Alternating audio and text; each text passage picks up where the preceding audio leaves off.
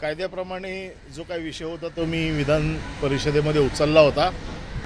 मला वाटतं सरकारला सुबुद्धी झालेली दिसते आणि सरकारने त्याप्रमाणे कारवाई केली नसती केली तर बरेच लोक कोर्टात गेले होते, कोर्टाने आदेश दिले असते। परंतु त्यांची प्रतिनियुक्ती जी आहे ती 23 नोव्हेंबर 2023 रोजी संपली होती, तरी देखील ते या पदावर जवळपास इतके वर्षे इतके महिने थांबलेले आहेत। त्यामध्ये केंद्र सरकार आणि राज्य सरकारचं दुर्लक्ष झालेलं आहे असं वाटतं?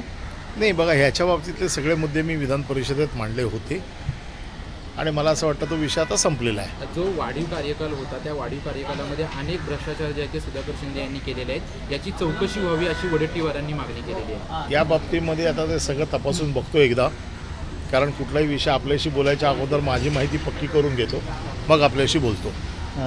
बावनकुळे यांनी टीका केलेली आहे की देवेंद्र फडणवीस यांना संपवण्यासाठी उद्धव ठाकरेंना 100 जन्म घ्यावा लागतो। बावनकुळेंचा जन्म कधी झाला मला माहीत नाही, ठाकरे कुटुंब काय आहे हे पण त्यांना माहीत नाही। ठाकरे कुटुंबाच्या दरवाजात हे लोक किती वेळा बसले होते याचा त्यांनी विचार करावा। ठीक आहे, कोण कोणाला कधी संपवेल हा विषय ज्याचा त्याचा त्याला माहिती आहे, परंतु बावनकुळेंची एवढी अवकात नाही आहे की ते ठाकरे कुटुंबाच्या बाबतीमध्ये असं विचार करू शकतात। एबीपी माझा, उघडा डोळे बघा नीट।